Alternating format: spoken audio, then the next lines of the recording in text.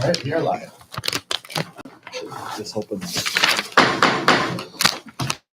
Good evening, everyone. We'll call the May 22nd meeting of the Bold School District number 2534 to order. We have all board members except member Jacobs present this evening, and we have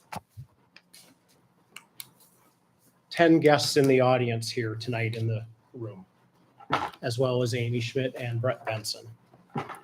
So with that, the mission statement for Bold is to provide all learners in the Bold community an education designed to develop the creativity, character, confidence, and skills essential to flourish in a changing global society. And with that, we'll please stand for the Pledge of Allegiance. I pledge allegiance to the flag of the United States of America and to the republic for which it stands, one nation, under God, indivisible, with liberty and justice for all.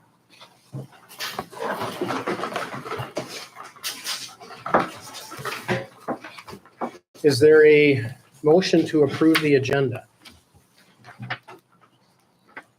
I'll make a motion to approve the agenda. Is there a second? I'll second it.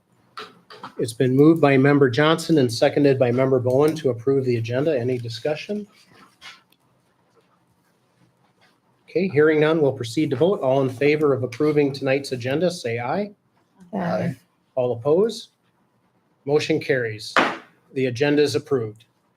I'd like to recognize visitors here tonight. We have several students in the audience, and I'm glad you're here learning a little bit about our government and our school board. So welcome. With that, we'll move on to item 5 on the agenda, the public forum. The public forum is placed on the agenda for our regular board meetings, and during this part of the regular school board meeting, time is allowed for district constituents to address the school board pursuant to policy 206, section 6. The board will make every effort to allow district constituents to speak, but may limit discussion to ensure all business is addressed for the interest of the district. This is a time of listening by the school board. Is anyone interested in coming forward tonight? Jamie?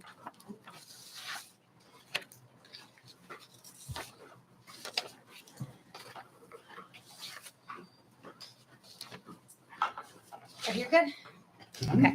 Good evening. Most of you know me. For those of you that don't, my name is Jamie Boleen. A little background on myself. I've served on the Bold School Board for the last 4 years until my term was up in December.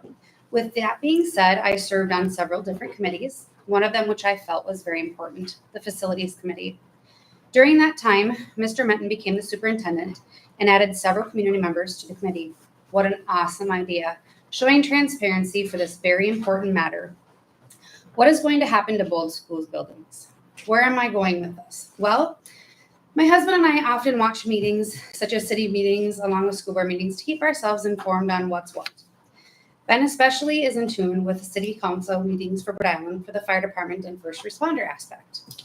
We happened to watch the May 8th Rhode Island City Council meeting, and I must say I was very taken back and a little disappointed with Teresa and the non-facts that were spoken on behalf of the school board matters by a school board representative. I had to listen again and again to make sure I really heard what I really heard. I took some notes, and I feel that this needed to be brought to the school board's attention and the community's attention.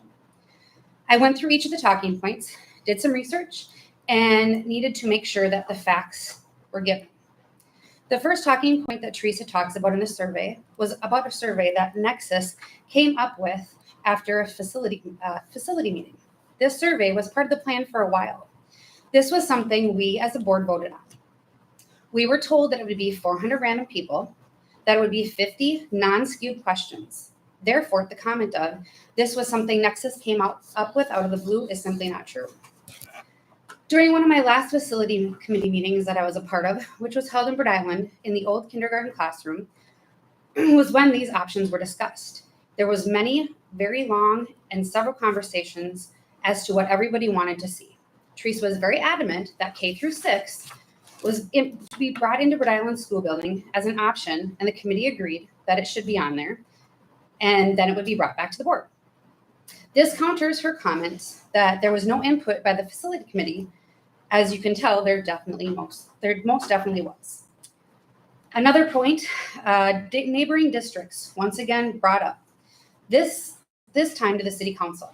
When I was on the board, we reached out to RCW, GFW, and had an in-person meeting with BLHS. All expressed that they were interested in pairing classes. None of them expressed interest in pairing schools. I have several friends and some family in the BLHS school district. There are mixed feelings there as well. Several want to stay BLHS, some want to consolidate. However, in the end, it's up to their boards. We as a bold board tried. Rhode Island facility. This was closed years ago for education for several reasons. This horse, in my opinion, needs to stop being beaten. I was shocked that a school board member took it upon herself to start a petition, and an illegal petition nonetheless. According to GS 160A through 103 for Minnesota states that if citizens are looking for an amendment, that the petition must contain each person's signature and residential address. This petition that is going around Rhode Island only contains signatures. During the city council meeting, said board member was asked how many signatures were needed, and she wasn't sure. The facts weren't even given on this petition. Teresa talked about the voters, how the voters expressed that they didn't want their taxes to go up a lot. They just wanted bare bones. But that wasn't on the petition. For those of you who have not seen the petition, here's what it states. Again, no facts. Stop hurting our kids in our communities. The prolonged lack of maintenance and intentions of eliminating Rhode Island school building has hurt our kids and divided our communities. Stop this by bringing back K through 6th grades to the Rhode Island campus, utilizing our facilities paid by taxpayers, remodeling what we already have, and focusing on expanding our enhanced curriculum for our students. We, the citizens of Bold School District, are signing this below petition because we are in favor of bringing back K through 6th grades to Rhode Island school building for the upcoming referendum that will be voted on in 2023. According to a recent article in the paper, it clearly states that if we reopen the Rhode Island campus for education, it will add a minimum of $10 million to the referendum and at least $300,000 in addition for operating costs per year, plus balancing budgets would accrue extra costs as well. Adding an additional $10 per month to taxpayers. That isn't bare bones by any means. And it isn't that admin or Nexus is quote unquote refusing to go down that route. It is not financially feasible or responsible. So I guess my stance on this is that, one, when you have a rep of a governing body going solo to another governing body, the facts should all be stated and probably pre-approved by the governing body that you are representing. Two, if you're going to petition, we need to remember that this is the tax dollars of the citizens. This is a very serious and important matter. You need to be transparent and put the facts and costs on there. Three, it was also said that the facilities committee didn't have input on these decisions. That is simply not true. This was done when I was on the facilities committee, per my comments above. I am aware you can't answer my questions that I have during this public forum. However, I want to point out that some people feel very passionate about answering the citizens. So I do have 3 questions I would like answered. At the city council meeting, it was stated that Teresa and 2 other board members feel strongly about keeping Rhode Island open for education. With that being said, I'm asking, are you holding meetings on the side or behind closed doors? Have those meetings been posted anywhere? Can you tell me who the other 2 board members are? In closing, I would like to say I am very aware of the sensitivity of all of this, again, serving 4 years on this board. It is stressful, emotional, and sometimes very hard. So I want to thank each and every one of you for your time, energy, and passion for our school district. I will also like to say that I am loving seeing that Gaga ball pit out there that Mr. Vanderhagen and his class did. I want to play. The videos of Mrs. Solom and Mrs. Yankee on Fridays running through the school, jamming with music blaring, so much fun. Way to go, educators. Way to go to admin, janitors, secretaries, cooks, and school board members. Thank you, and thank you all for your time. Thank you. Please come forward and state your name and come up here so the camera can see you. My name is Cheyenne Thorpe. I am a senior attending Bold High School. I've attended Bold for 6 years now. I'm here with some thoughts and concerns regarding the fine arts programs. Me and many fellow peers have noticed a lack of respect and recognition for the fine arts at Bold High School. For example, the lack of communication, prioritization, and information provided by the activities department. It would take days to hear from the activities department, even with urgent matters such as the spring visual arts competition. Requests for necessities in the art room, like paper towels, hand soap, and ladders to fix lights, would take weeks and end up in the room. The art room is almost never cleaned or serviced for safety concerns. The art teacher always has to clean her room herself. Students' respect equates to how much the school shows respect to the fine arts. Unlike sports, the fine arts are made fun of and considered unimportant by students and staff alike. I myself have seen firsthand students who have any amount of interest in the fine arts being made fun of and then criticized for being interested in it. Some ideas for change to support the fine arts, a simple post on school's homepage, or just mentioning sometimes kids going into competitions. I myself have used the arts in positive ways to deal with bullying and social anxiety. Art is a healthy outlet for students to express themselves, just like sports. I myself may not get to see any of these changes during my time at school, but I would hope that students in the future can experience the fine arts in a positive way, such as students in sports. Thank you. Thank you.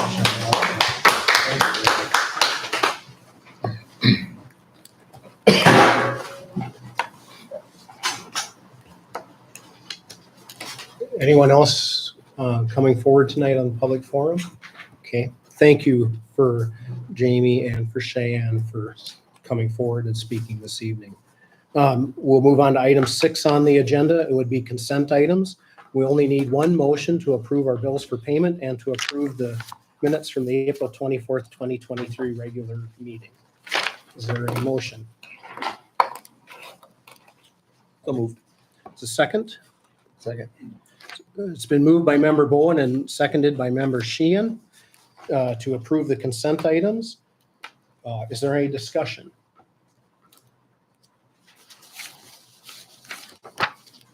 Okay, hearing no discussion, we'll go ahead and vote. All in favor, say aye. Aye. Oppose? Motion carries. The consent items are approved.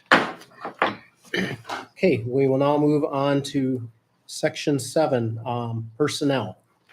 First one, accept the resignation of Brielle Lisinski as an English teacher at the end of the 2022 to 2023 school year. Is there a motion? So move, Benson. Is there a second? Second, Buchtel. It's been moved by member Benson and seconded by member Buchtel to accept the resignation of Brielle Lisinski as an English teacher at the end of the 2022-2023 school year. Is there any discussion? Okay, hearing none, we'll move to vote. All in favor, say aye. Aye. Aye. Oppose? Motion carries. We've accepted the resignation of Brielle Lisinski as English teacher at the end of the 2022-2023 school year. The second one, approve Justin Martinson as a 1/2 time FTE, or I should probably say 0.5 FTE assistant football coach for the 2023 to 2024 school year. Is there a motion?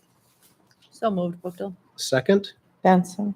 It's been moved by member Buchtel and seconded by member Benson to approve Justin Martinson as a 0.5 FTE assistant football coach for the 2023-2024 school year. Any discussion?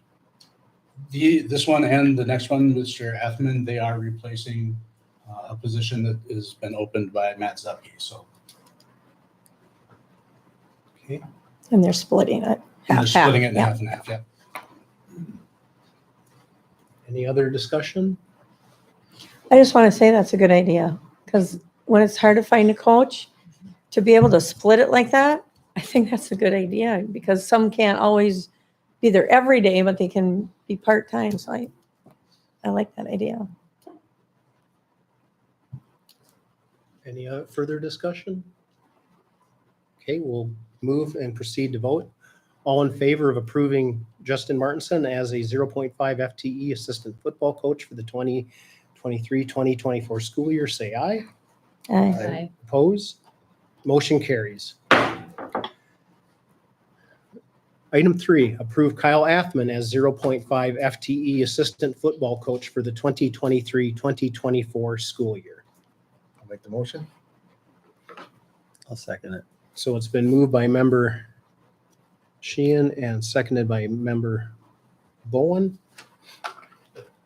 Oh, actually, I'm sorry. We need to go back to 2. That needs to be a roll call vote because we are hiring position in.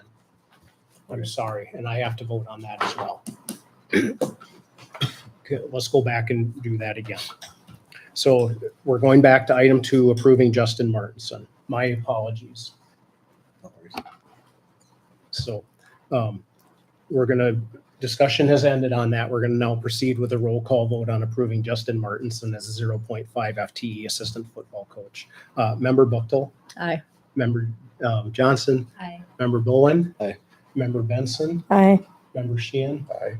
and member Frank is an aye as well. The motion carries unanimously to approve Justin Martinson as the 0.5 FTE assistant football coach for the 2023-2024 school year.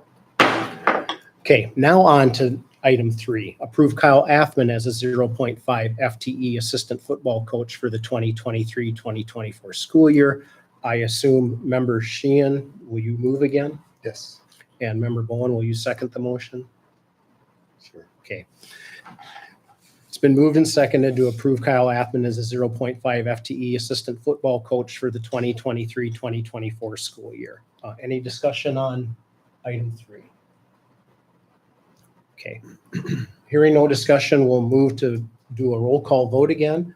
Member Buchtel, Aye. member Johnson, Aye. member Bowen, Aye. member Benson, Aye. member Sheehan, Aye. and member Frank is also an aye on that. Okay. Item 4, so motion carries. Item 4, approve the resignation of Jody Youngkrantz, paraprofessional at the end of the 2022-2023 school year. Is there a motion? So moved, Benson. Is there a second? Second Johnson. It's been moved by member Benson and seconded by member Johnson to approve the resignation of Jody Youngkrantz, paraprofessional at the end of the 2022-2023 school year. Any discussion? I just want to thank her for all the years she's been here. She's been here a long long time. So, Thank you. Retirement, not resignation. She is retired. Yes. apologies. She was going to resign last year, or retire last year, but gave us another year. So Yeah. very appreciative of that too. So,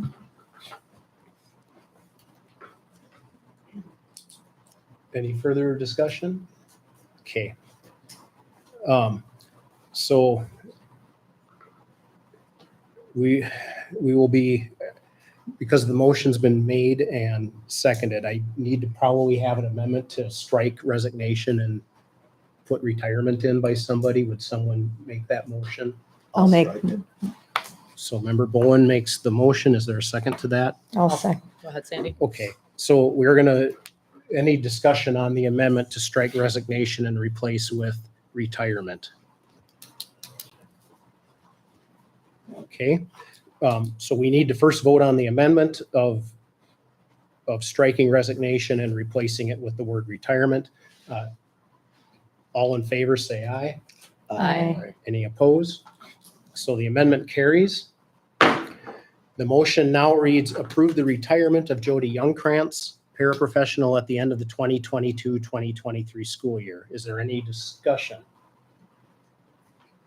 Okay, no discussion. We will proceed to vote.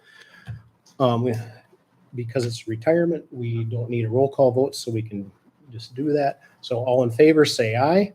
aye. All opposed? Motion carries. All right, on to item 5, approving Trey Schmidt as a long-term food service substitute beginning May 4th, 2023. I need a motion by a member. So moved, Bookto. Is there a second? Second Johnson. It's been moved by member Buchtel and seconded by member Johnson to approve Trey Schmidt as a long-term food service substitute beginning May 4th, 2023. Any discussion on this item? Hearing no discussion, we'll proceed to vote. As it's in a hiring decision, it's a roll call vote again. Member Buchtel, Aye. member Johnson, Aye. member Bowen. Aye. Member Benson, Aye. member Sheehan, Aye. And member Frank is an aye as well. The motion carries unanimously. To approve Trey Schmidt as the long-term food service substitute beginning May 4th, 2023. Okay. Item 6, approve Haley Anderson as a business teacher beginning with the 2023 through 2024 school year. Is there a motion on the table? I'll motion. Is there a second? I'll second it. It's been moved by member Sheehan and seconded by member Bowen to approve Haley Anderson as a business teacher beginning with the 2023 through 2024 school year. Any discussion on this agenda item on the motion? Hearing none, we'll proceed to vote. As a hiring decision, again, a roll call vote. Member Buchtel. Aye. Member Johnson. Aye. Member Bowen. Aye. Member Benson. Aye. Member Sheehan. Aye. And member Frank is an aye as well. The motion carries unanimously to approve Haley Anderson as a business teacher beginning with the 2023 through 2024 school year. Item number 7, approve Jenna Zerbal as a custodian beginning May 15th, 2023. Is there a motion by a member? So moved, Benson. Is there a second? Second. It's been moved by member Benson and seconded by member Sheehan to approve Jenna Zerbal as a custodian beginning May 15th, 2023. Any discussion on the item? Okay, hearing none, we'll proceed to vote. Roll call vote. We'll go in reverse order. Mix it up. Member Sheehan. Aye.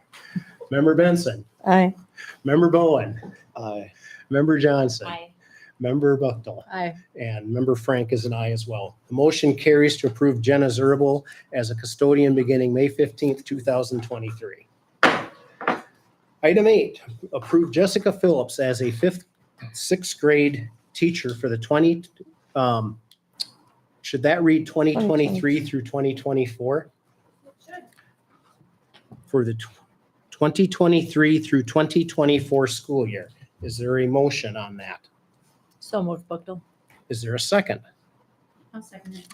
It's been moved by member Buchtel and seconded by member Johnson to approve Jessica Phillips as a 5th/6th grade teacher for the 2023 through 2024 school year. Any discussion on this matter? Hearing none, we'll proceed to vote. We'll do a roll call vote. Again, we'll start with member Sheehan, Aye. member Benson, Aye. member Bowen, Aye. member Johnson, Aye. member Buchtel, Aye. and member Frank is an aye as well. The motion carries unanimously to approve Jessica Phillips as a 5th/6th grade teacher for the 2023-2024 school year. Item number 9, approve Skylar Schmidt as the National Honor Society, National Honor Society advisor for the 2023 through 2024 school year. So moved. Is there a second? I'll second. It's been moved by member Bowen and seconded by member Buchtel to approve Skylar Schmidt as the National Honor Society advisor for the 2023 to 2024 school year. Any discussion? Okay, hearing no discussion, we will move to a roll call vote, and we'll do this again with member Sheehan first. Member Benson, Aye. member Bowen, Aye. member Johnson, Aye. member Buchtel. Aye. And member Frank, I am an aye as well on this. Motion carries unanimously to approve Skylar Schmidt as the National Honor Society advisor for the 2023 through 2024 school year. Okay, on to section 8, our reports, starting with our superintendent, Jim. All right, thank you. I'll start off with St. Mary's contacted me. They would like to know if they could use next year our choir room to do band lessons for 5th and 6th grade band over there. I said I would just run it past to see if anybody has a problem with that. I think it's a good idea in that we can help them out. We can have some presence over there in the building, but I just wanted to run that past you and see if anybody had any issue with that. Well, didn't we want to kind of keep people out of there? Well, a lot of the The closed east- off The still east out- side. Yeah, we're still using Okay. that part of the building. Okay. And I was thinking that too, but I'm also thinking that a couple times a week, having somebody over there is good.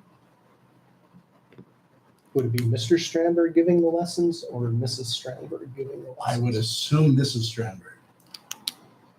I'm not positive on that. I don't think Mr. Strandberg is traveling at all right now, is he? He does go over there for band? Okay, well, maybe it is Mr. Strandberg.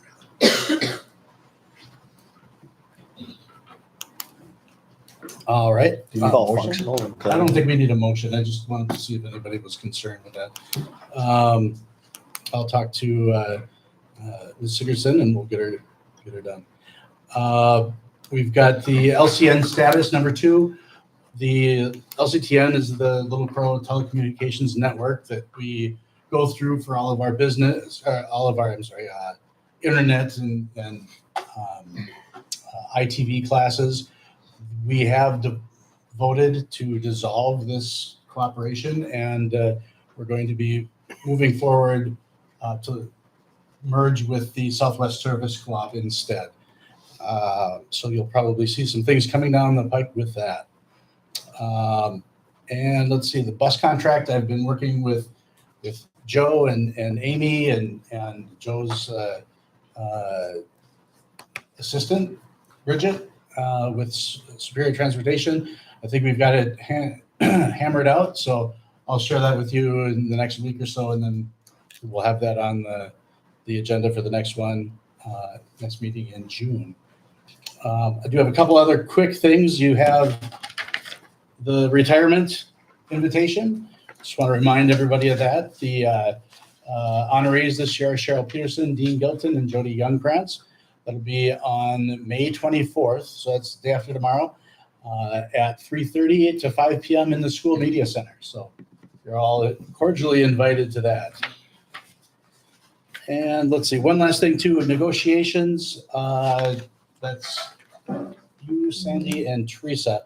We're going to be meeting at 6 o'clock. Nobody said they couldn't, so 6 o'clock on Thursday, and we'll just go through the ground rules for negotiating. So I'll send out a calendar invite for you on that. Any questions? No. All right. That's all I. Okay, we'll move on to item B, the K through 12 principal report by Brett Benson. A lot of little bullet points on ours, busy time of the year. Sorry, let's get rid of that here. This past couple weeks, we May 8th through the 12th, we had Teacher Appreciation Week. We had one of our own students make delicious cupcakes for the staff. Adler Watson did a great job on that. It's to help support his trip to, they're going to Washington, DC. So that's he's been doing that, and those are really good. If you ever get one of those, get your hands on it. We had student council also bring coffee for the teachers, and we had local businesses stop in with different treats throughout the week. So it was a really good week for our staff to, they're appreciated all year, but that's one time to really put them up on a pedestal. Because without teachers, this place doesn't run. Without our staff, it does run. Seniors last day is Friday. Crazy to think the school year is coming to an end. So the seniors last day is May 26th. Senior awards is at 1:30 in the gym. If you guys want to show up for that. And graduation is at the June 2nd at 7 p.m. If you want to be there up on stage, please send me an email so we can make sure you guys have a chair up there on stage for us. Okay. We had the career fair here May 17th, highly attended. We had 23 local businesses. Really great to see. Our students did an amazing job interacting with it. I think this is our second year doing this, so we'll continue to do that as long as the chamber wants us to keep coming in the building. We also had St. Mary's come over for an 8th grade tour. That went really well. It worked perfectly with the 5/8 band and choir concert later that day, and then at the end of the day. which our band and choir concerts here at the end of the year have been amazing. The students have put in a lot of work. Our teachers have put in a lot of work, and it's been really fun to see that and just see how proud our teachers are of their accomplishments. Mr. Menton touched on the retirement party on Wednesday from 3:30 to 5. So feel free to stop in. I know we've got some treats and goodies, and there'll be some stories of staff members as well. And I believe cupcakes from Adler Watson. So I would highly recommend. And then May 31st, so that's next Wednesday, we are going to grill for the students. We're going to have hot dogs and hamburgers right out here and kind of have a little celebration. We need grills and might need some help just grilling. I mean, I'll need 20 people, but if I could get 3 or 4, anybody that wants to do that could definitely help me. It doesn't have to be you guys, but just we're going to start broadcasting that so we can just have some fun with our students as well. So What time do you start that? elementary starts about 10:45, so we'll probably start grilling about 9:30.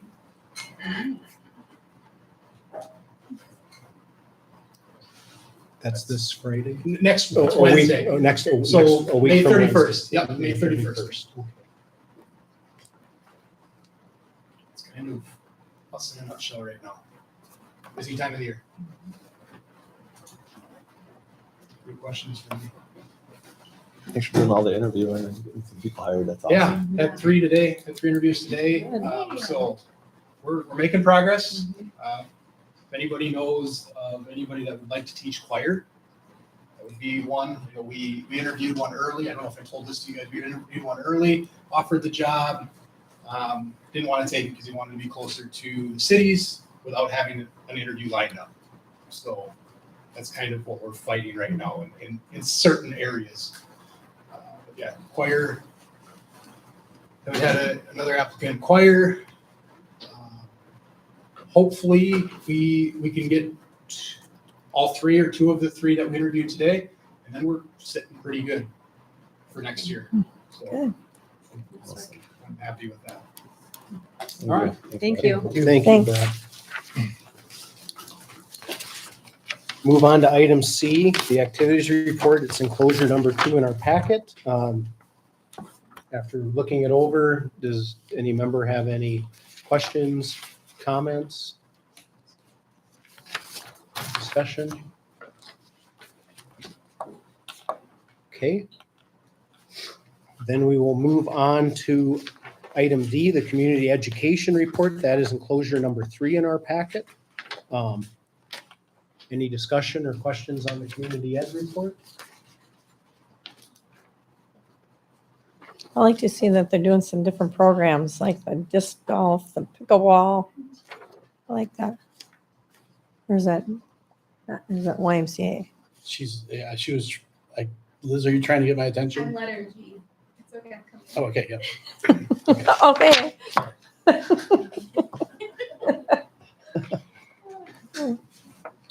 Okay. Any other, so Sandy had some comments, anyone else?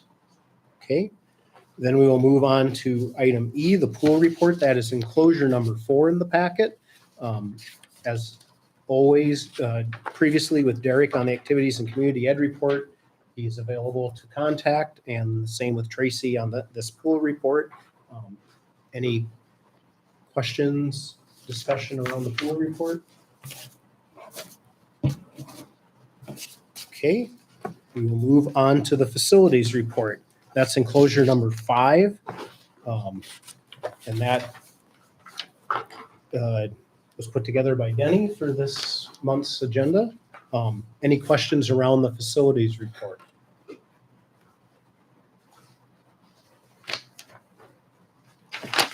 Okay. I like getting this too. It's kind of nice to see what they've been doing.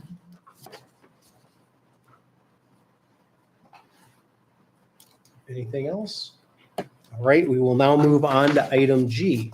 Liz, the YMCA report. Normally I give my report under the community ed, so I was moved in. got my own letter this time. Congratulations. Thanks, guys. Thanks for having me. I'm Elizabeth Fisher. I go by Liz Fisher. I'm here with Revolution Wellness YMCA. And we are the ones that have been using the Bird Island School this winter. We've really been putting it to good use. We're also a collaboration between Health Partners Hospital, the Bold School, and the Candy YMCA. And that's how we've been established here. And we're here to bring programming to the community. So we're utilizing the spaces that are here and just coming up with as many ways as we can meet the community needs as we can. Our winter programs have been pickleball and morning walking in Bird Island on Mondays, Wednesdays, and Fridays.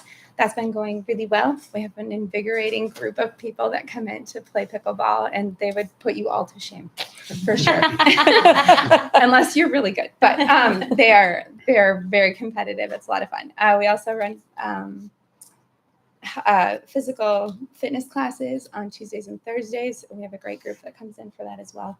We have a trainer that comes down from Wilmer, and she's just been wonderful. And then our other trainer is a physical trainer, so she's actually certified for that. Our first program that we put on the ground here in the Bold community was summer day camp, and last year it was just kind of a building year. We really put some cool things together for the kids. We switched the summer rec program from being a 8 to noon program to a 7 a.m. to 5:30. So we made it all day, and we made it almost all summer. We were able to do just so much with the kids. It's a passion, and Gaga Ball started at the Lutheran Church down the road. And so it's been really fun to watch the school and everything just come together around us. We have a lot coming up this summer. We have some adult programs. We're going to be running programs, fitness programs in the park. We really believe that the Bird Island School is going to probably be pretty sticky this summer. So we're going to move those outdoors, and then we're hoping to offer childcare at the playground while the parents are able to do the classes. We also have some adult classes, cake decorating. I mean, this is a skill. So we have somebody that we have hired on, Lisa Mintz. She does cakes and cupcakes in town. So she's going to do some training with us for adult programming. For families, we're offering open gym on Wednesdays. And we just would really like the parents to stay if your kids are under 10. But that program is from 11:30 to 1. So it's just an opportunity to get kids moving. We have some family fun nights coming up. In June, we're doing pickleball family fun night. In July, we're doing a family scavenger hunt in the community. And in August, we're going to do a movie night. And then our youth sports clinics that we're kicking off. We have summer rec baseball. That's the same league that has been running in this community for 20, 30 years. I participated in it. My husband, probably anybody's kids, if you have them that did baseball, participated. It's the exact same thing. It's just with us. We're in the same league, same people participating. So that's really good. Some of the clinics we're offering that are just here are volleyball, soccer, flag football, and basketball. Those are for grades more kindergarten through 6th grade. We have some little kid programs that'll be our 3 to 5-year-olds, and that will be soccer, football, and basketball. And then brand new to the community will be disc golf, and then we're going to try a lacrosse clinic just to teach kids new things and do that. We've had some really good opportunities to work in the community. We're going to come alongside Corn Capital Days and do the Kitty Parade. That gets me Miley. So I'm excited about that. We got a grant to do the Peaceful Playgrounds project here in town. And that's the same thing they have behind the St. Mary's School, where it's all painted down in games, just adding more to the community for things kids get to do on their recess time. And we just put on Healthy Kids Day, and that was great. We had 50 helmets to give away. We had about 5 left. So we were able to fill the gym. We had a bouncy house. We got a great grant to help cover the bouncy house, and just here to get kids moving and offer programming, and it's been really exciting. So thank you for welcoming us, and bring it on year 2. Thank you. Thank you. Okay, we will move on to item H, school board reports. The first one is the LCTN report. I sit on that committee, and I'll just elaborate a little bit more from what Jim said. It was a unanimous decision by all the committee members across every school involved in the LCTN to dissolve it. And additionally, legal counsel has been hired under the LCTN to assist with the dissolution of the LCTN network. So, and that those costs will be covered by the LCTN to do that. So, any questions on that? Okay. Facilities Committee, the May 3rd and May 17th. And also, there was a meeting another meeting today, but who's going to present on the Facilities Committee? I can. Jim, you will. Unless Craig wants to. On the first meeting of the 3rd, we took a look at options, and then we just, let me find it, just had it here. We looked at a bunch of different options for funding, and it was quite interesting. If you haven't had a chance to take a look and you're interested in the funding, Nexus did a good job letting us know what our options are.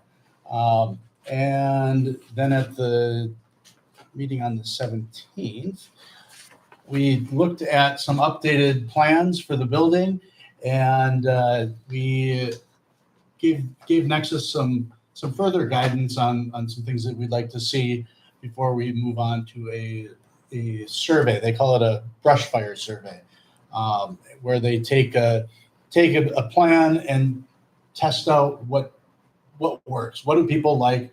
What are they willing to support? What are they not willing to support? And it's a good way, an important way for us to take the pulse of the community to find out where they're at. And that leads me into today, where we got some final plans from, not final, but updated plans from Nexus again. And we are now going to be making a recommendation. I have it written here. The Facilities Committee met today. Members Randy Turstig, Todd Sheehan, Greg Mertens, Jackie Edwards, Allie Johnson, Denny Spielman, and I all recommend the bold school board. Let me go back. There you go. Make you nervous. Maybe somebody else does. Yeah, I guess I'm not. Yeah. We recommend the Bold School Board proceed with a Morris Leatherman survey, phone survey again, and to precede that by an informational mailer that we send out. So that's the recommendation they have. I can talk more about that under item K, unless you have questions right now. Let's wait until item K to address that. So I would it's agree. under and part of that. Okay. Let's move on now to item I under reports, the Nexus presentation of updated options. Well, thanks for having us tonight for this update. Sorry, I'm going to sit behind you guys. So, quick presentation. Yeah, we're gonna tonight. hold on, Allie. Oh, We're gonna move the camera. And me. We might move Allie as well. You sit here, Al.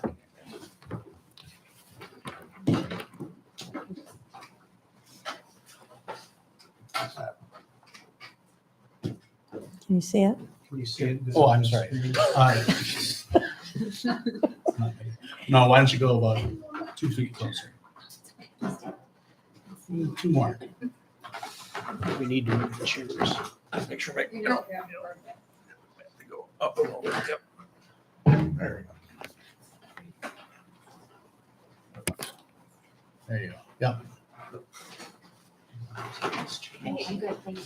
So what we're kind of gonna talk through tonight, review just the highlights of the community survey, the first Morris Leatherman survey that was taken. You guys saw that presentation. We're just gonna highlight some things. Talk about some alternative funding options that are open to you as a school board. Then Brent will kind of go into what we're calling the Unity Plan. And finally, talk about potential next steps. So highlighting the community survey. So rather than go through all the slides again, kind of the most serious issue facing the district is facilities. That kind of stood out.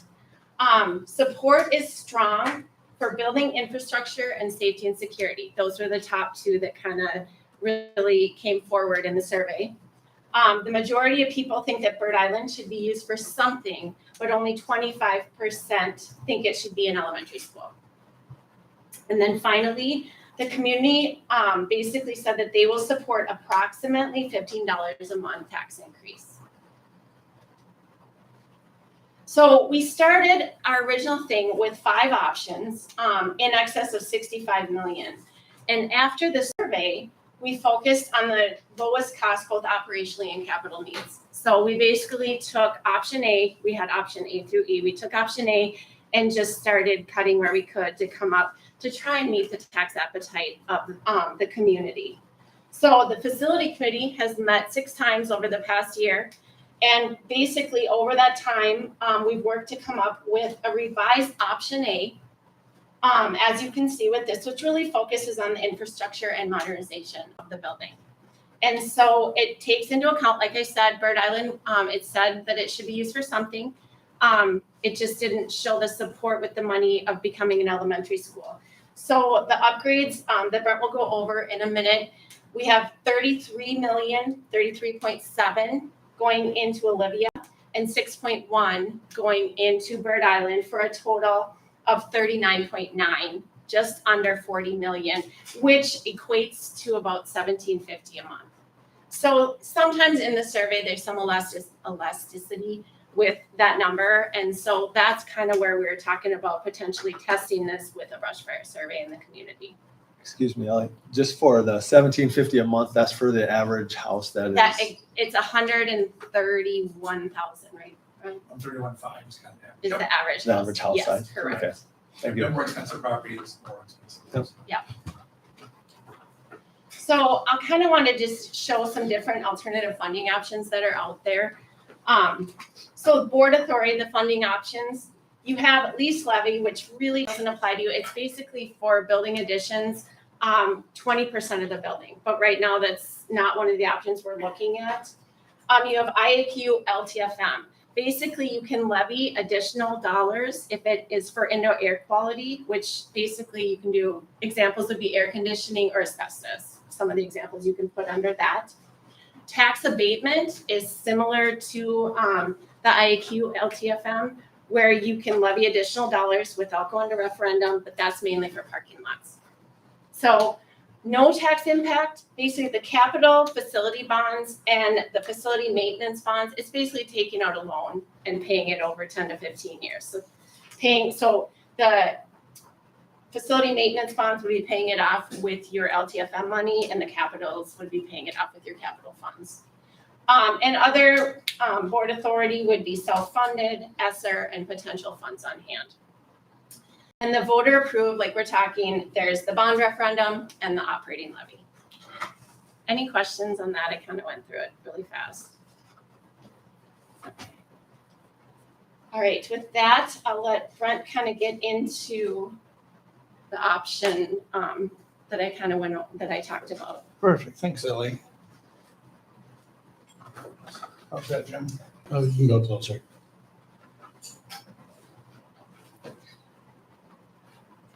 There you go, right there.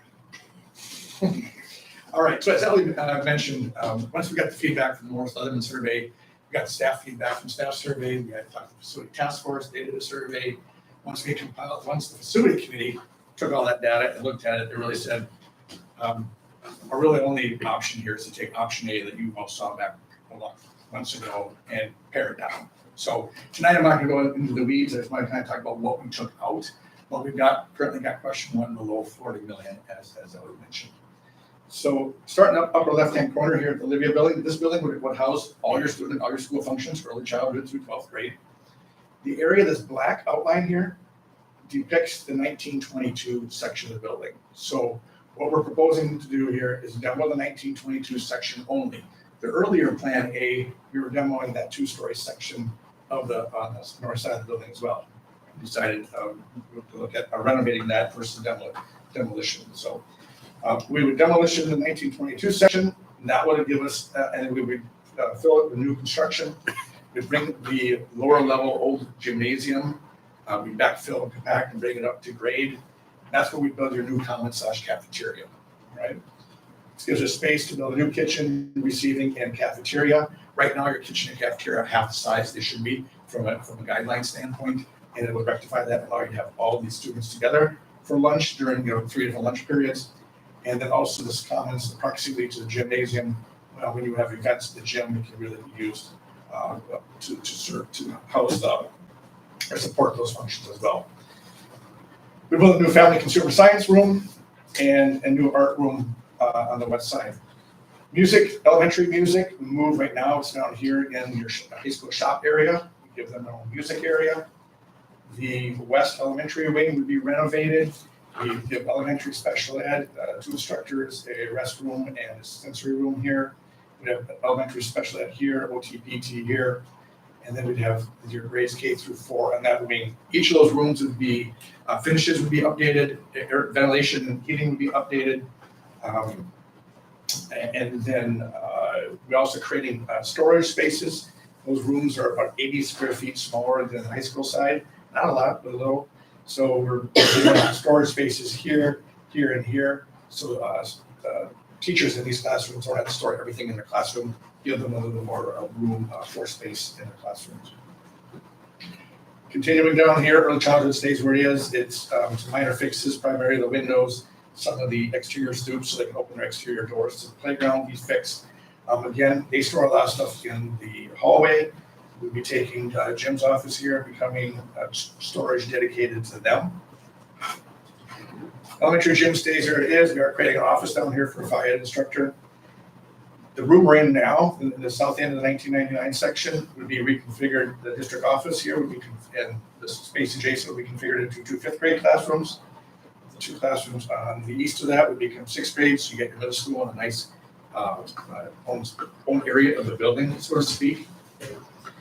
Adding 2 high school / middle school toilets on this end of the building. We purposely these toilets right here are shared right now between elementary and high school, middle school. We want to end that. These would be elementary only restrooms. We'd actually have a little bit of a physical barrier here as far as the doors, separating the elementary from the high school, middle school side. So taking those toilets away from the high schoolers, we've got some toilets up here they use. We're also adding to a set of boys and girls down here. We purposely put them on the very southeast corner of the building, such that we make these available during stadium events, football games and things of that nature as well. So it's a nice kind of a double use there. Continuing to work our way around, I do want to point out breakout spaces for both the elementary and high school, middle school side. Something that's very important that came out during our staff discussions. So they can do small group activities out there, students working on individual projects, individual lesson plans. We can configure those with different furniture settings and little glass enclosed conference rooms, so students don't have to be sitting on. So often I walk through schools and students just sitting on the floor trying to read a book or something of that nature. High school wing stays pretty much the way it is, just finishes where it needs to be as far as flooring, paint, casework, interior doors. Anything that's worn out, again, we want to focus on the deferred maintenance, get this building up to snuff. The shop wing. Starting in the middle here, we're starting down here where your weight room was. I talked about a new weight room / fitness room. Reclaim that for your shop wing. This can become your clean lab and robotics space. Metals just needs more floor space, and versus an addition. Right now they've got desks for 20-some students in the shop. They do lecture in the shop, and then obviously their shop activities. So we want to take where elementary music was, since we got that new space, turn that into a career tech ed lecture room.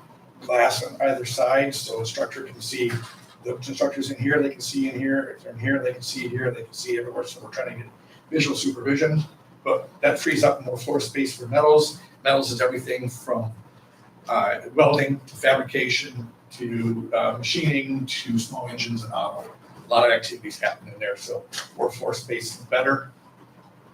Taking offices and some storage space here and making it one room for small engine storage. Again, freeing up floor space for instructional use in the metals lab. We would stop turning it more into a construction lab versus a finished carpentry lab.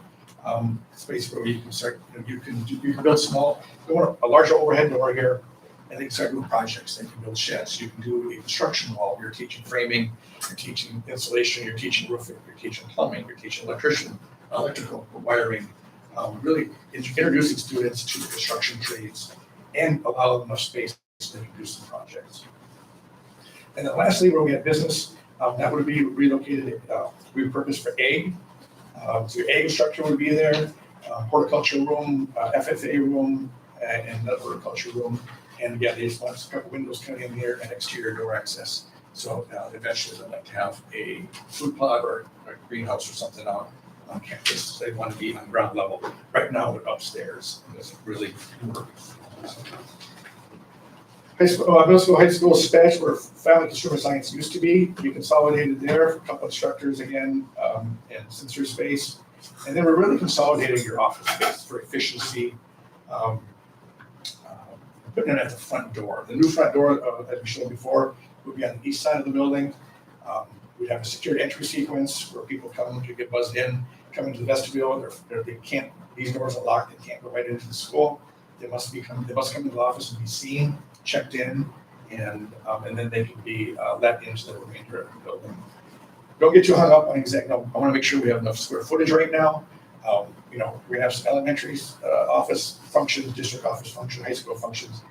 Exactly where everybody. We got enough square footage that everybody has at home, including Liz. So athletic director, YMCA, all of that has room to be in those office spaces. Moving into sort of where your remodel area, media center stays where it is. The old elementary library would get repurposed into a STEAM room, STEAM for science, technology, engineering, arts, and math. Really, it's a room meant for elementary students, elementary instructors to check out and use during the day, right? It's gonna have sinks, it's gonna have hard surface flooring, it's gonna have the necessary power in it. It's going to be used that if you're going to do a unit of science, you're going to do some sort of experiment that doesn't really work on a cart or in your general purpose classroom, you can set it up here for a few days. Art right now is on a cart. If you want to do some sort of art project that's a little messier for the elementary students, some sort of clay work or ceramics, you can do art in there. So again, it's a shared space serving your elementary side. Mentioned the commons and moving north of the commons here. Band stays where it is.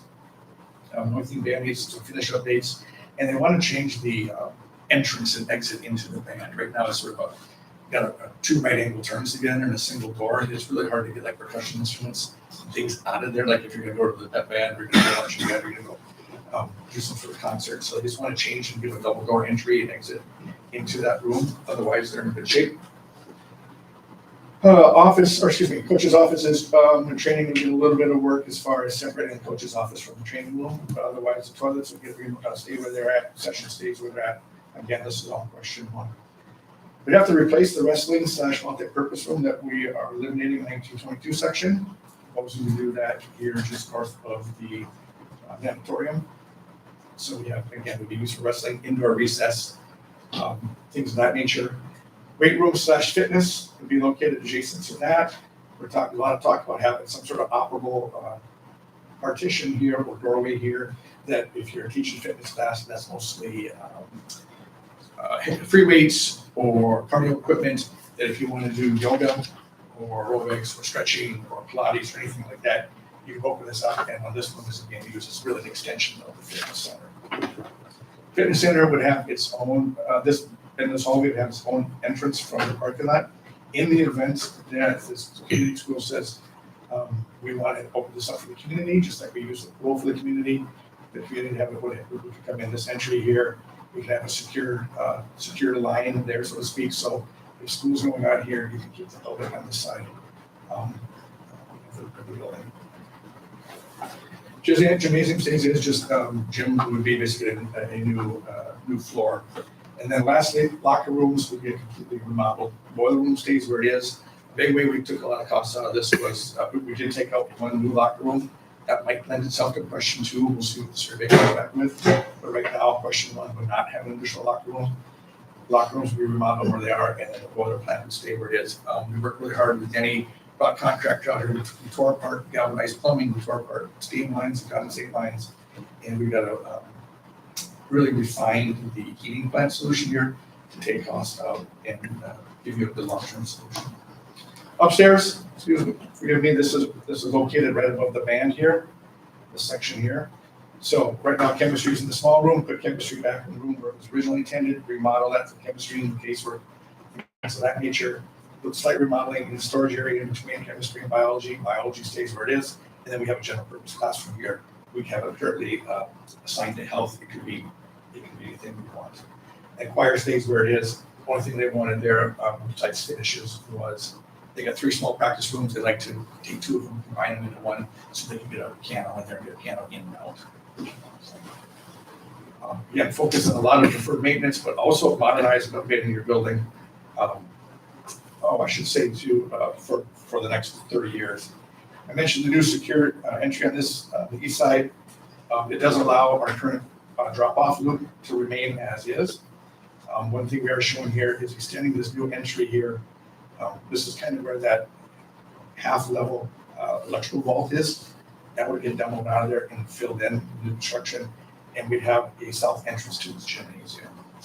Right now, you're limited to only coming to the gym from the north. So now you have entry both places, and we do have enough square footage here to do ticketing or a sessions area or second concession. So we got the square footage now.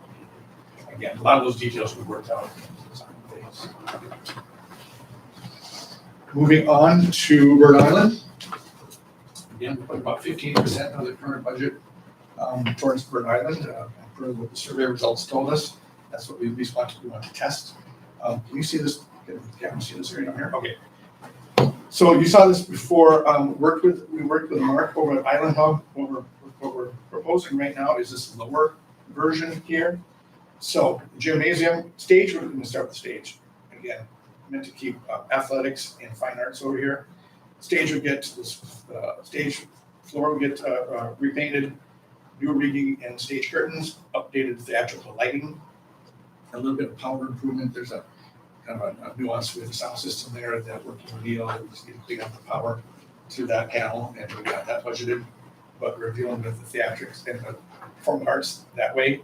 They would have areas of storage within the building for sets and wardrobe, and potentially grab even more of these storage areas for possibly changing our dressing rooms and things like that. Gymnasium would get a new floor and new bleachers. Portion of the bleachers would be powered and movable, so that if you're having the event here, instead of all folding chairs on the gym floor, that these bleachers actually swing around and face the stage, so you get more of a theatrical viewing experience. And we also look at putting a curtain suspended basically from the ceiling, so it would drop down, come down to the back of the bleachers, and really, shorten the size of that gym per se, and help with the acoustics and performances. Small gym stays, again, used for a lot of youth events and YMCA activities. That would get ventilation, that's never had ventilation before, and a new floor. Concessions, restrooms would be completely remodeled, concession stays where it is. And then we're creating 2 locker rooms on the west side here. So with the demolition of the 1917 building and abandonment of the lower level below the stage, we need 2 new locker rooms. So we've taken, I think it's 3 classrooms, 2 or 3, forgive me, and creating 2 new locker rooms for home teams and visiting teams. From a demolition standpoint, what we're testing is demolition in the 3-story 1917 section right here, and taking down the 1956 East classroom right there. This would be demolished, backfilled, compacted, and a gravel parking lot put in here. And then, of course, when we knock this down, we're gonna have to reskin this side of this wall. It's not gonna be very pretty, so that'll get some siding on it, so to speak, and a new facade. You see the areas in green here. I've got labeled Island Hub. I met with Mark from the Island Hub, and he met with his board. They're still seeking federal and state money, thinking they can get some next year. They do realize that they've had to maybe pare back their ask a little bit. This allows them to do that. So in essence, the question 1 would have the demolition of parking lot here and the remodeling and improvements to the gym and the locker rooms. the toilets. Anything in green would be remodeled and be by Island Health, right, at their expense. And so, except for some of the ventilation and heating over on this side. Because if an event, Island Health's unsuccessful in getting funding in the next 2 years, and we don't want that building to just sit and be dilapidated, we would revert to this option here, where once we're done with construction here 3 years from now, we would go ahead and $100,000 to demolish the rest of this portion here and reskin this side of this building. So again, we're trying to build that flexibility. If Island Health gets money, or if they don't, so we're trying to make sure that you're not caught in a lurch one way or the other. I guess if Island Health doesn't get funding, better way to look at it, this area green here, basically community use line, safe use, things of that nature. So that's what we're doing. That's how we're currently got to question one, below 40 million. We'd like to test it and get that feedback and go from there. Great, so next steps, kind of just have a potential timeline for a November referendum. Tonight we're basically kind of facility, we did the community survey, community tours, facility task force, facility committee review and recommendation. That's kind of where we're at tonight. The next step would be potential of the board approving the brush fire survey. And that just would be a smaller survey in the district, phone survey. The thought behind it though is that a mailer goes out before it. And so that the community has, all the information they would need to answer the questions. And then from there, it looks like end of July, early August would be when the board would need to approve the referendum. The review and comment would need to be submitted in August. And then from August through November would be the referendum ceremony. So with that, do you have any questions? I have one here. Did I miss something, or we're only going with one plan now? Because I thought we were going to take like 2 or 3 to the communities and ask them what their thoughts were. So we did that. We tested the community. The first Morris Leatherman survey tested multiple components and multiple plans. And that was also, that allowed us to basically focus on one plan. Now we're getting to this point of the stage of the planning phase that we really need to test a specific plan. And if the people don't like it, they're gonna let us know. If they think it should be a different plan, they're gonna let us know, and we'll have to make changes. But we're trying to get more specificity on this next survey.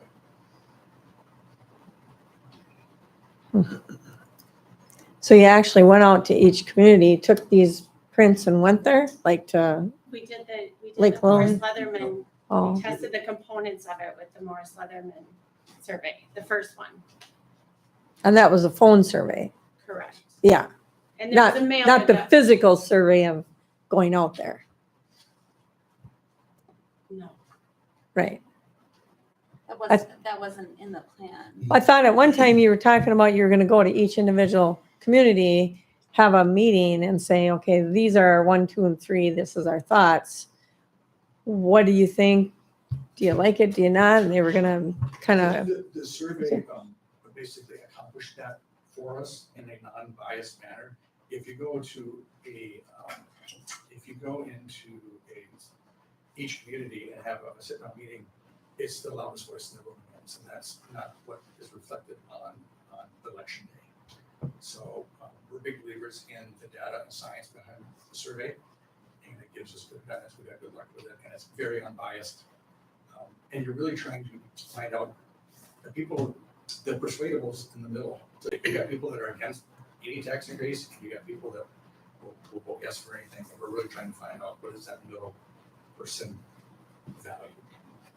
And I believe prior to that, we also held kind of open houses. Yeah, we had community tours where they could come and look at all the Right. options and they could Yeah, I tour. knew that. And they also had the opportunity to join the facility task force and come and did that, included tours and also provided feedback. We took the feedback from all of that and brought it to the facility committee. And those plans were all available at those Yeah. meetings. Right, I know. do have, for those handouts for those who weren't at the facility committee. This is a kind of a breakdown of all the different projects. What's currently, where the facility committee currently is as far as their deliberations. Again, no decisions being made. Next step is a more specific survey, but I thought we'd get this to all the different board members so you kind of have where we're at dollar. Thank you.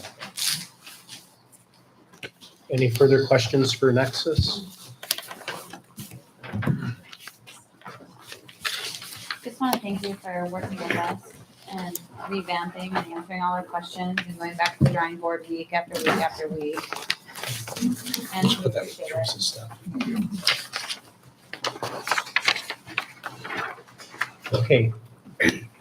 It's 8:10 PM. Let's move on to our new business. So item A is board statement by Chair Frank regarding facilities. So I will start out my statement by saying I took the recommended and appropriate action with Member Jacobs in regards to May 8th, and I'm informing you as a board that I did that, and I'm informing the community that I did that. So due to privacy and confidentiality, I can't say much more than that, but I am going to say that. In regards to the facilities, you can see where we're at currently on that. There's been many rumors floating around the community. One such rumor that we are building a new school for $90 million is a very false and not true rumor. So I want to put that to rest right now, that that is not going to be occurring as part of the plan. I think the board and myself are all on the same page in that we want to go to the community with a plan that is reasonable, utilizes both the Rhode Island campus and the Olivia campus. We do not want to get into what has happened to other school districts where you have 3, 4, 5, 6 referendum votes that occur over time. That does nothing to build unity in the community. And I think we all agree that we are a bold community that wants unity and wants to have our students succeed in life. And that's where we're working towards.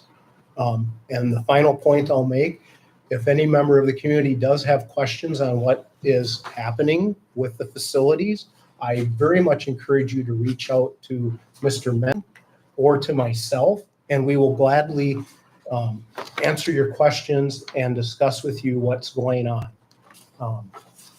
We are very much wanting to be transparent in this process, and we want to get the input. And a large part of getting input are those surveys, and they're unbiased surveys, and they're not directed towards any one group. The surveys are sampling both genders of our community. They are sampling parents of students in our community and those that don't have students in the school in our community. So with that, and my background in graduate level statistics, I have full confidence in those surveys and how they're done and the statistical side of it. And I will stand behind that as chair of the board. So let's move on to item B. Item B is to approve the 2023-2024 ECFE school readiness tuition rates. The 3-year-old tuition of $90 a month and 4-year-old tuition of $160 a month. Is there an action? So moved, Buchtel. Is there, Second, Johnson. it's been moved by member Buchtel and seconded by member Johnson to approve the 2023 through 2024 ECFE school readiness tuition rates. The 3-year-old tuition of $90 a month and 4-year-old tuition of $160 a month. Any discussion? Hearing no discussion, then we'll proceed to vote. All in favor, say aye. Aye. Oppose?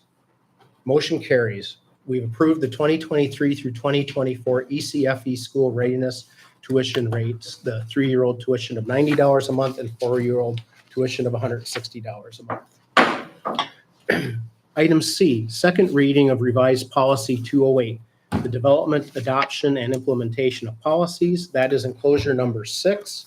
The significant changes with that, again, are dropping off the mandatory reading of, if I remember, approximately 8 policies, and it would only have a few policies left in place that would be requiring annual mandatory readings. We do not need to read that tonight, but next meeting, we will be voting on approving that policy. So any discussion on it?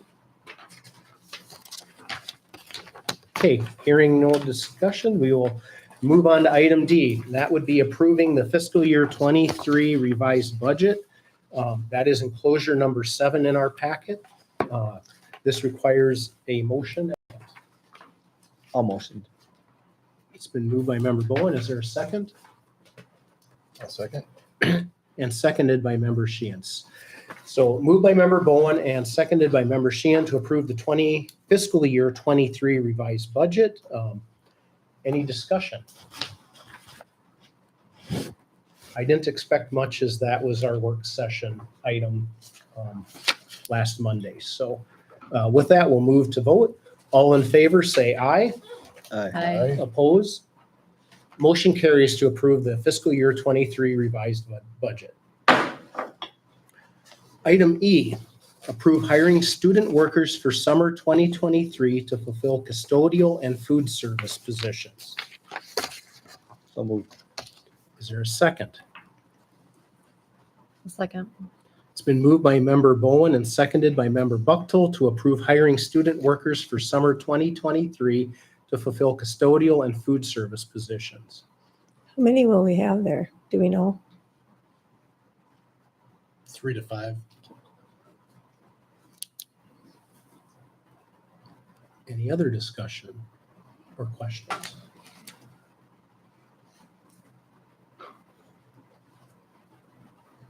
Okay, hearing none, we'll move to vote. All in favor of approving hiring student workers for summer 2023 to fulfill custodial and food service positions, say aye. Aye. Oppose? Motion carries. Item F, approve the SFY 2024 application for Special Education Fund Statement of Assurances. That is enclosure number 8 in our packet, and that requires a motion. So, I'll second. It's been moved by member Johnson and seconded by member Buchtel to approve the SFY 2024 application for Special Education Fund Statement of Assurances. Any discussion? Okay, hearing no discussion, we'll move to vote. All in favor, say aye. Aye. Oppose? Motion carries to approve the SFY 2024 application for Special Education Fund Statement of Assurances. Item G, authorize the district office to seek newspaper quotes for the 2023 to 2024 school year. As you can see, quotations will be requested from the 2 local newspapers for the cost of printing minutes and legal notices for the 2023 through 2024 school year, and quotations will be due on June 16th, 2023, and will be placed on the June 27th, 2023 board meeting for vendor approval. Is there a motion? So moved, Benson. Is there a second? I'll second. It's been moved by member Benson and seconded by member Bowen to authorize the district office to seek newspaper quotes for the 2023 through 2024 school year. Any discussion? Okay, hearing none, we'll proceed to vote. All in favor, say aye. Aye. Oppose? Motion carries to authorize the district office to seek newspaper quotes for the 2023 through 2024 school year. Item H, authorize the district office to seek transportation quotes for the 2023 through 2024 school year. So moved, Buchtel. Is there a second? I'll second it. It's been moved and seconded by Member Buchtel and by Member Johnson respectively to authorize the district office to seek transportation quotes for the 2023 through 2024 school year. Any discussion?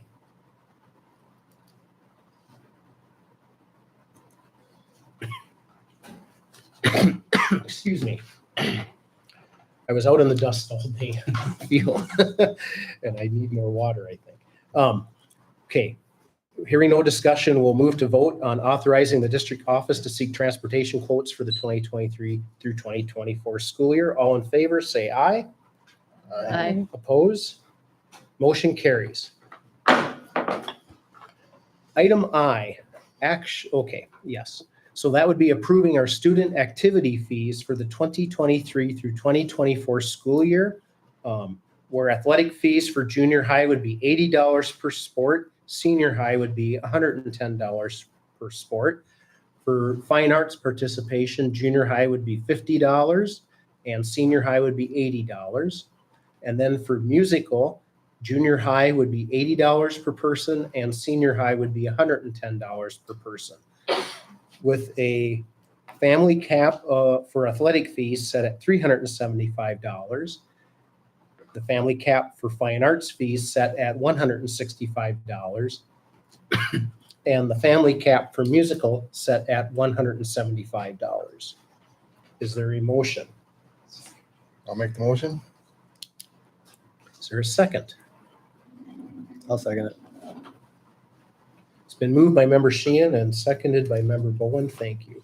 To approve the student activity fees for the 2023 through 2024 school year as printed on the agenda. All in, no discussion? Okay. All in favor, say aye. Aye. All opposed? Motion carries. Okay, item J, I believe we actually covered that above under item B. Is that? No, that's the summer up here. Oh, that's the summary. Yeah. Okay. Thank you for clarifying. For item J, that would be, one moment, please. Item J would be to approve the 2023 through 2024 school year preschool tuition rates as follows. The 3-year-old program at $90 per month and the 4-year-old program at $160 per month. Is there a motion? So move, Benson. Is there a second? I'll second it. It's been moved by Member Benson and seconded by Member Johnson to approve the 2023 through 2024 school year preschool tuition rates as follows, with $90 per month for the 3-year-old program and $160 per month for the 4-year-old program. Any discussion? Okay, hearing none, we'll proceed to vote. All in favor, say aye. Aye. Opposed? Motion carries to approve the 2023 through 2024 school year preschool tuition rates. Item K, discuss and recommend to the Facilities Committee how the board would like recommendations presented going forward. Is there a motion?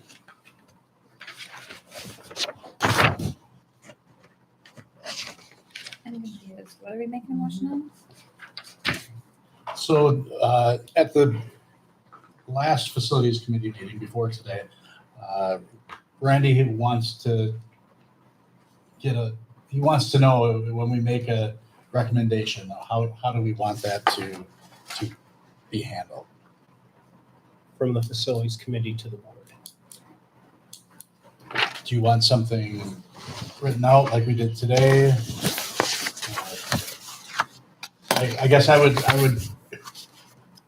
if we really need to do much with this. I think we were trying to figure this out. Is it okay to have, this is the people that were present at the committee. These are the people that wanted this. Maybe saying these people did not want to make the recommendation. Do you want to know those things? I don't need to know. I don't need to know that specific, but. I'd like to know what Something you that we just can does. talk about in the reports, kind of like we do. Yeah, I think our discussion was largely centered around how we were going to word this for today. Oh. And, So maybe the motion would be to approve doing the mailer with the follow-up phone survey. let's do that, yeah. I think the facilities committee wanted to recommend to the board that the facilities committee has approved going forward with the mailer and with doing the survey. Yeah, I could read So I that. don't know if we have to, as a board, do we have to vote on that? Yes, so Or modified plan A. I think this is just worded poorly, maybe. I think we were thinking of two different things when this got written down. But I think we do need to discuss the motion or the recommendation that was made, and I'll reread that here. So the other is discussion, but this would be the actionable item. Yes. Yeah, we had talked about what information does the board want in a recommendation? And then this is the recommendation. So I'll just reread this. Sounds good. I didn't do so well the first time No, through. you so didn't. let's see what happens. The facility committee met today. Members Randy Turstig, Todd Sheehan, Greg Mertens, Jackie Edwards, Allie Johnson, Denny Spielman, and I all recommend the Bolt School Board proceed with a Morris Leatherman phone survey preceded by an informational mailer.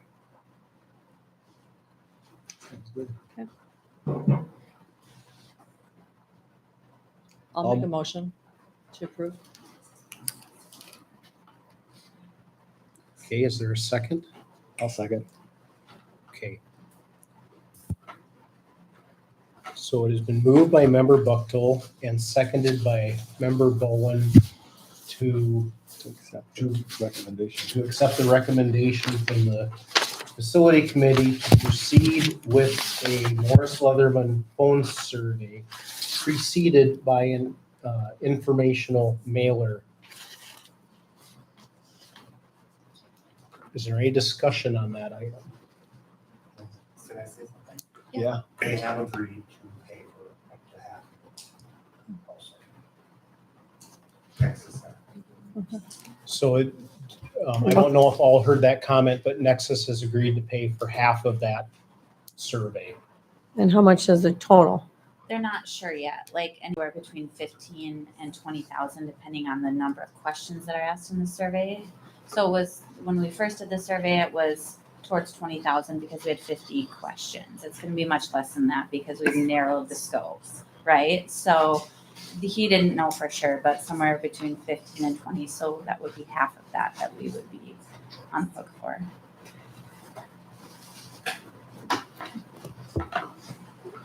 We talked about sending out like a booklet or like a pamphlet for people. That's what the informational flyer is. Also, having a QR code in any door that people would go in a public space, like getting permission, like leveraging the chamber. And I can reach out to our chamber partners and being like, would you post this QR code that would bring you to the same information on your phone, on your, however you can get that, just to get more information out there. Having it in the newspaper, having it on social media, having it on the website so that people get the information, so it's not like, what are they calling me about if they call? There was a lot of discussion between, do you mail a survey out or do you do the phone survey? And I think Chair Frank did a good job of explaining why the phone survey is much more valid. And Nexus even alluded to this too, where when you mail something out to each household, there's strong people people who feel strongly that it should pass, and there's always those people that feel strongly that it should not pass, and those tend to be the ones that are sending those flyers back in.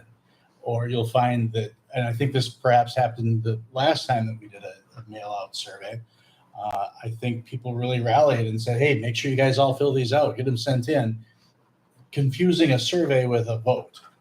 And so we got, if you remember, if you were around the last time we did this, the results showed that we were going to be building a brand new school. And that's certainly not what 81% of the population of the district thought.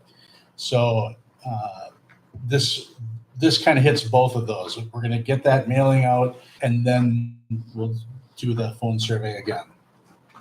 So how do they work the phone survey this time? How do they know that they're not hitting the same people They again? might. Oh, It's possible, but there's 2,000 some people in the district. They're going to call 400. Odds are good that they won't end up someone twice, but it certainly could happen. But that's part of random. Some people will get questioned or a second time. The vast majority will be questioned for the first time. That's just the nature of a random population sample. The nice thing about this is you can get a good random sampling. And again, with a mail out, mail back survey, you just have zero control over who's returning those. And again, I know this happened last time. People thought, well, I better return this, and this is like my ballot. No, it had nothing to do with that. If people don't want to support it, we need to know that so that we can make changes and find something that people do want to support. Yeah, we talked about that a lot today, that this is not a vote. This is just us doing our job as a facilities committee and presenting it back to the public. Like, is this what you want? Is this what you guys want? Because ultimately, if they don't want it, it's going to fail. So like, how can we get it right? Like, this is helping us fine tune the microscope, if you will, so we can get it right. But what was the first time when we did the survey?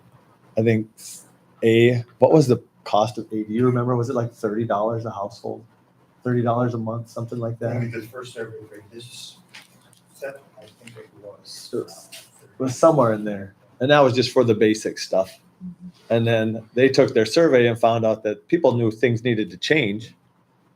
But the average person, by their survey, said, we don't have $30 a month. They had closer to $15 a month. So then they went back and made something that was closer to what the people said, even though they thought they would like to have more, but here's what they could pay for. So they trying to make it fit with the people. So when we send it to a vote, it doesn't shock the people and put them over the top. We also focus on education. And education, yeah. And using what we had. I think we didn't talk about it today, but at the last meeting, we just looking at the way inflation works, it could cost us $2 million if we wait another year to get this done. So to be fiscally responsible, we want to get this done right the first time. Yeah, even pushing it till February, like if we extended a special vote, isn't that what they said, till February? We have that to. delays Absolutely. that adds the extra cost because it adds another year. Correct, because you don't hit the summer construction season. Right. It gets pushed to the following year. Yes. Right. Okay, any further discussion on the motion to accept the recommendation to do the Morris Leatherman phone survey proceeded with the informational mailer? Okay, with that, we'll proceed to vote on that motion. All in favor, say aye. Aye. Any opposed? The motion carries to proceed with the Morris Leatherman phone survey preceded by the informational mailer. Okay. Upcoming dates. We have 4 of them. One was already brought up earlier, the May 24th staff retirement party in the media center from 3:30 to 5:00 p.m. June 1st is the last day of school for K through 11 students. And June 2nd would be our graduation ceremony for this year's senior class in the Olivia Large Gym at 7:00 p.m. And then June 26th, is that the correct date? I thought I saw June 27th earlier. Yes, under item G, it mentioned June 27th. What is the date? Which one? I don't have my It's phone the on. 26th. Okay, It's a Monday. so that It's wrong. Okay, so June 26th is our regular school board meeting, which is a Monday. With that, then we'll move to a resolution, item 11, and that's the resolution to acknowledge and accept gifts, grants, and bequests.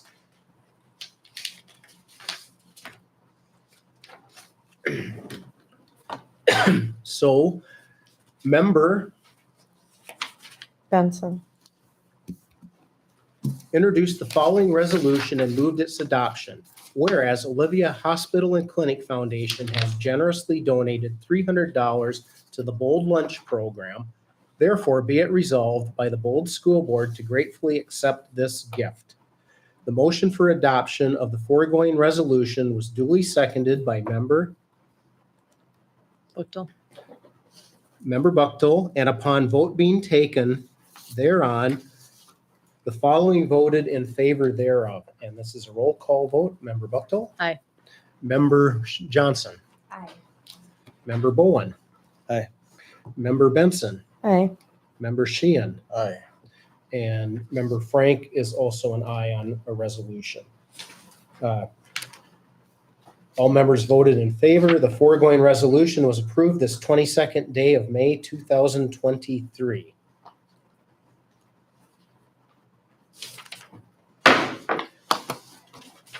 All right, item 12 on the agenda. Adopt a resolution recognizing FFA music students and Gage Amberg for achievements representing the district. This is enclosure number 10 in the packet.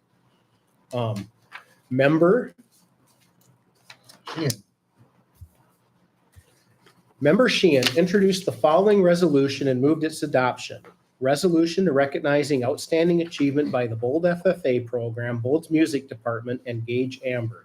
Whereas the School Board of Independent School District number 2534 adopted a resolution on May 22nd, 2023 to congratulate the Bold FFA program for a Superior Chapter Award. The following students from the Music Department: Ariana Frank, Mason Eulenkamp, Owen Flan, Maggie Carter, Anthony Pepple, Seth Lippert, Gage Amberg, Ethan Mills, Hannah Schloman, Ava Schloman, Allison Cadleck, Catherine Stye, Griffin Kubash, Caleb Hillmeyer, Callie Jo Schulte, Ava Stratton, Sarah Schroeder, Ella Schroeder, Katrina Baumgartner, and Macy Barnes for the superior rating, and Aiden Grund, Maya Benson, and Jacob Reamer for their excellent rating at contest in April, and Gage Amberg for a second place finish in the 2023 Congressional Art Competition. The school board commends you on your hard work, dedication to your sport team, program, and school. The motion for adoption of the foregoing resolution was duly seconded by Member Johnson, and upon vote being taken thereon, the following voted in favor thereof. Member Buchtel. Aye. Member Johnson. Aye. Member Bowen. Aye. Member Benson. Aye. Member Sheehan. Aye. And Member Frank is also an aye. And the following member was absent would be Member Jacobs. And the resolution was declared adopted.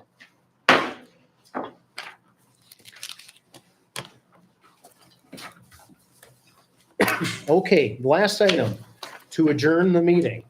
Is there a motion to adjourn? So moved. It's been moved by Member Buchtel Second by Johnson. and seconded by Member Johnson to adjourn the meeting at 8:40 PM. All in favor? Aye. Any opposed? Motion carries to adjourn.